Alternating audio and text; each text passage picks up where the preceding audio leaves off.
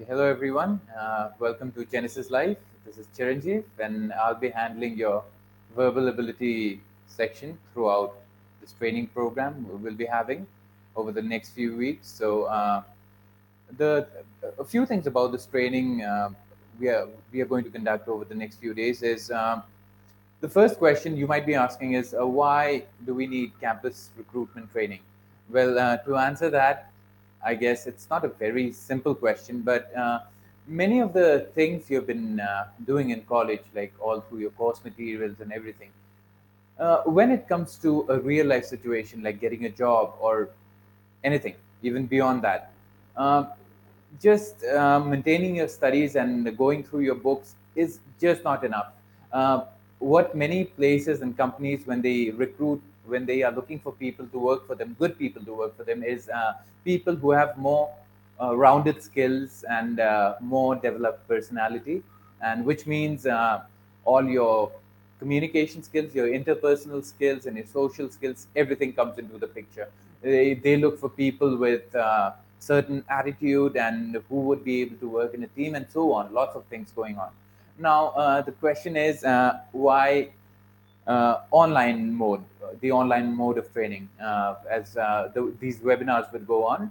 So there are pros and cons with everything. So many of the pros, many of the advantages that can be thought about for the webinar sessions, for the online sessions, is the most obvious thing is that you can sit and relax at home. You can be in your bedrooms or in your anywhere you want to be, and you can access these sessions sitting from the comfort of your own seat, your own home, and you can order your favorite pizza, your favorite meals, and you can do it right there and then. So that fulfills the purpose of not traveling too much, and you don't have to go to distant places and be in a particular surrounding to be uh, viewing our live sessions. So one of the main advantages is that. Another one is almost all the trainers who would be conducting these webinar sessions are very experienced trainers. They have been in this field of college recruitment training for a number of years. Maybe except for me, I haven't been for a number of years, but all of us, excluding me, has been through and through with this campus recruitment training for ages now, for years. So you'd be getting the best of the best training over here. And the next thing is the platform. On the live platform, there is a scope for one-to-one doubt clearing sessions. So if you have any doubts and confusions at any point of the session, you can just type in your questions, and we get back to you at the earliest during the same session if possible. So everything, all your problems and riddles are solved right there and then. So I think that's a real win-win situation in this case, because all you need is an internet connection and a device to run it on, and you have all the trainings required at the click of a mouse. So today it's going to be a small live session of what these sessions are going to be comprised of mainly. So we are dealing today with a very common topic, and it's a very one of the most commonly where you commonly have the most number of errors in this kind of things in this topic that we are going to discuss. It's about the use of verbs in the English language. Now, when we talk of subject and verbs, you know what's a subject? A subject is that part of the sentence about which the whole sentence is about which the whole sentence revolves around. It is the main character in the sentence. And the verb, it's the action. It's the things that that character does. So actions are the verbs. So verbs, why are they the most critical part of the language? Is because in English we use verbs in different forms depending on the usage and upon the situation that you'll be using it in. So roughly, verbs, when we talk of verbs, they come in three forms. They are sometimes called the V1, V2, and V3, or the V1 is the basic form of the verb, the V2 is the past form of the verb, and the V3 is the past participle form of the verb. So we are today mainly going to discuss about the V1, the basic form of the verb, And even in the basic form of the verb, it changes ever so slightly according to the subject we have in front of it. And many of the mistakes that happen in the language among new learners of the language, or even intermediate learners, is in the use of verbs themselves.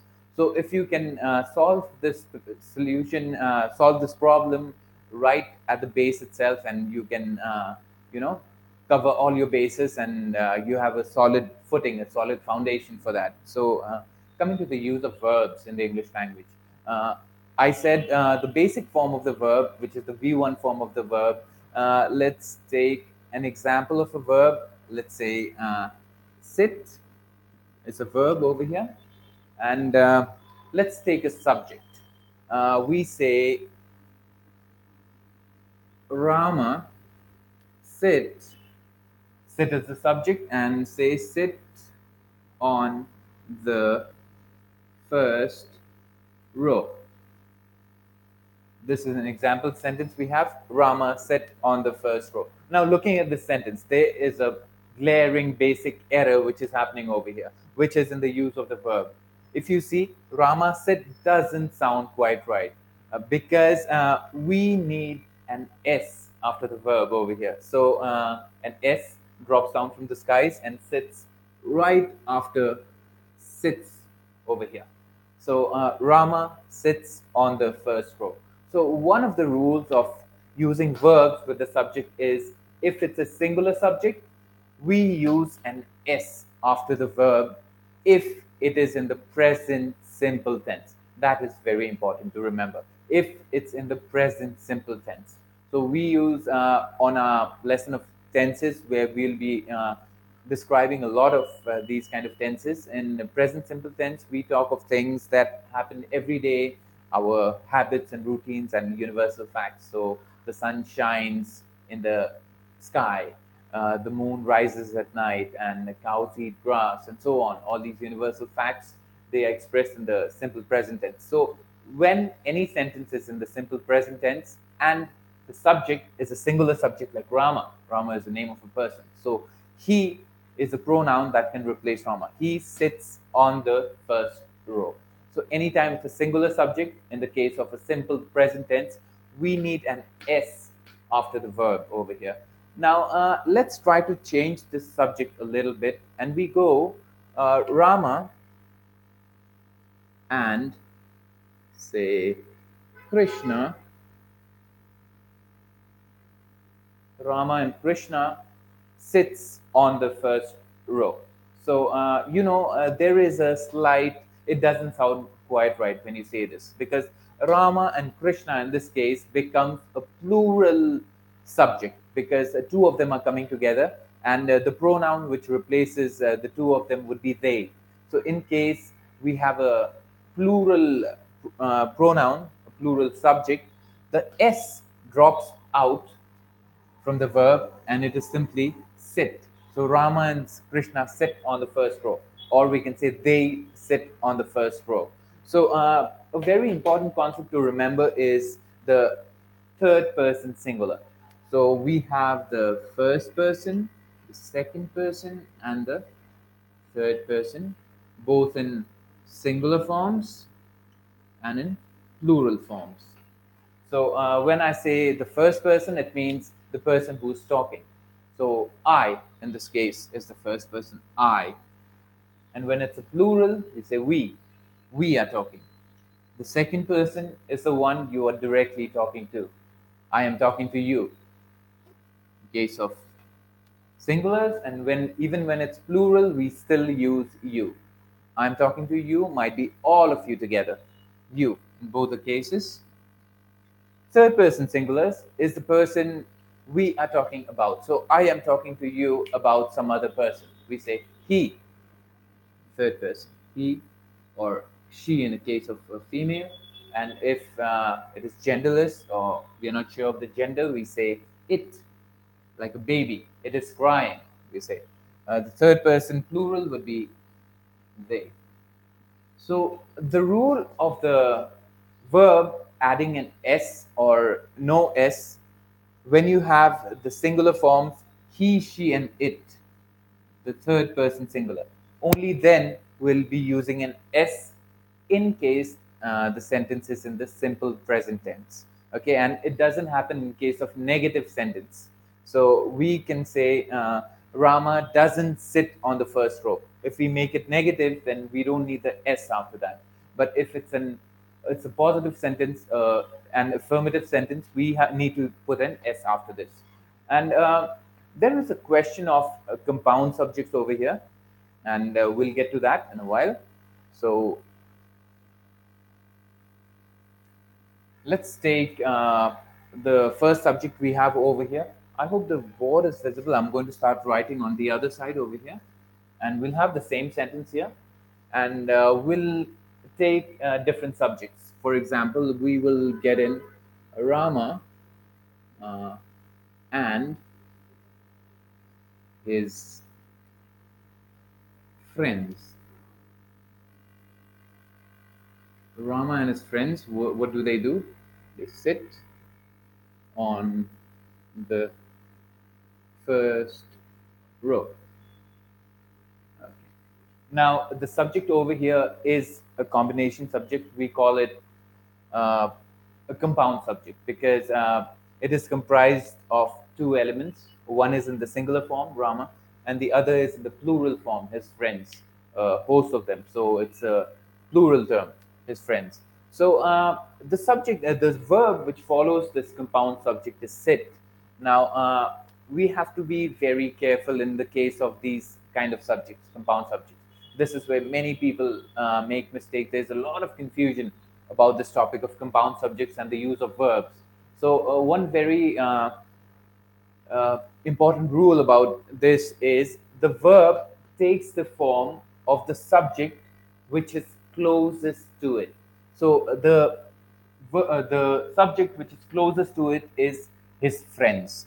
So his friends is the closest to the verb over here. So that means this verb will take the form of this plural subject over here. So his friends sit on the first row. They sit on the first row. Remember, we don't need to add an S after this because it's a plural subject over here. In spite of having one singular subject, one plural subject is the one closest to it. It's a compound subject, so it takes the form of this subject over here. So we are going to turn this sentence around a little bit and say,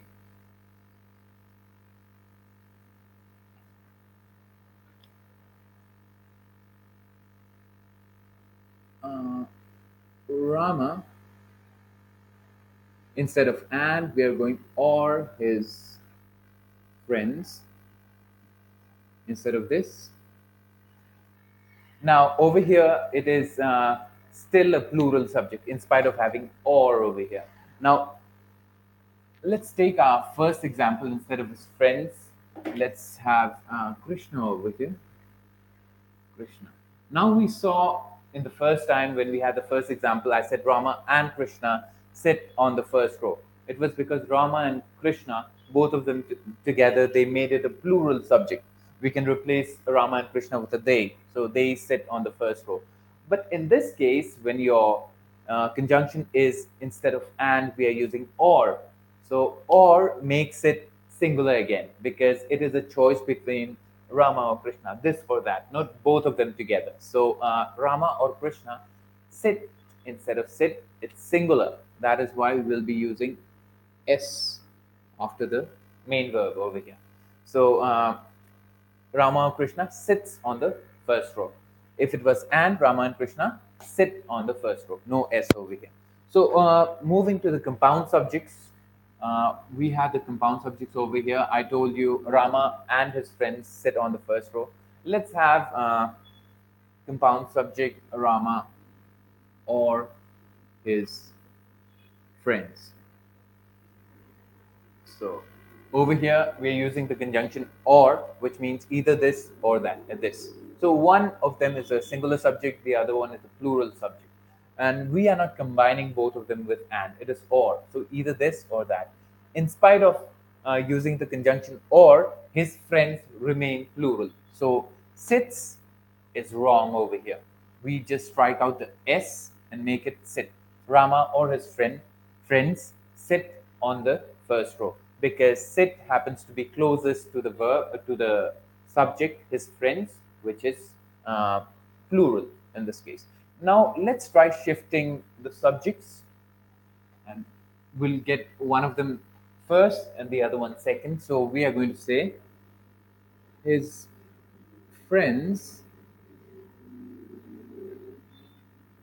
or Rama.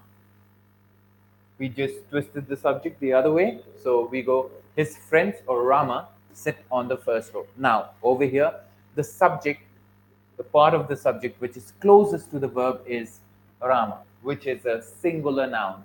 So it is a third person singular noun. So we say his friends or Rama. We bring in an S over here. We say sits on the first row because Rama is a singular subject and it is closest to the verb. So I hope a bit of this confusion is clear over here.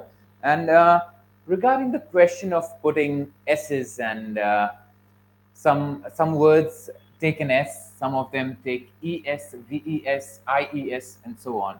There's a simple ground rule we follow. So on the question of whether the verb will be followed by S or ES depends on the ending of the word.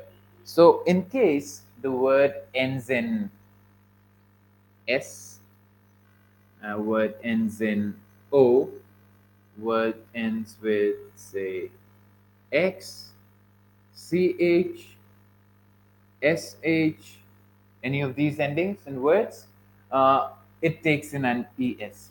So let's have an example of a word ending in S. Okay, it can be nouns and verbs both. So let's say ending in S, bus, we get buses.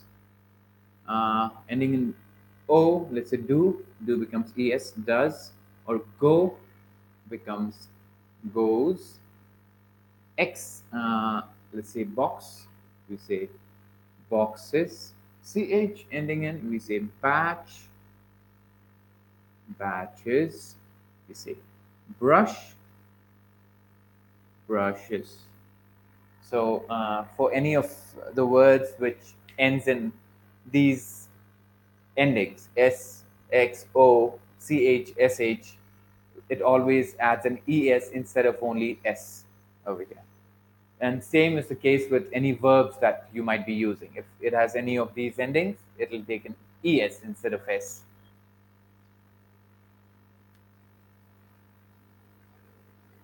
So I hope many of the questions about the verb form has been cleared a little bit in a way, and we'd be very happy to know if you have any questions about these, and if you have any specific questions about any of these topics we're going to discuss, please send in your queries and we'll be very, very happy to help. And that's why we're here for. So some of the rules we studied today in the use of verbs, few small rules, few ground rules we had was the verb, it changes form if it's in the simple present tense and it adds an S or an ES after that. If it is a third person singular, the subject is a third person singular, and it is in the simple present tense. And remember, in the case of questions and negative statements, we don't use S after the verb. So when I said, we'll take the same example again, Rama sits on the first row. Now, this is an affirmative sentence. Now, let's try to make this negative and see if we need the S over here.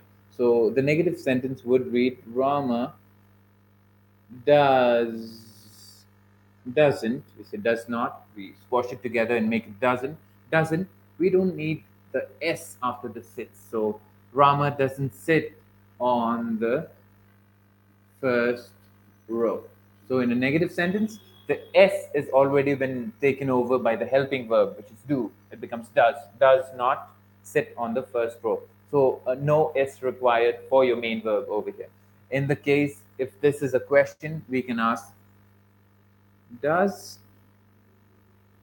Rama sit on the first row. Now, in a question again, the S rule after the verb doesn't apply at all. We don't need S anywhere else except in an affirmative sentence, in a present, simple present tense. If you're using the simple present tense for any sentence, we use the S after the verb only if the subject is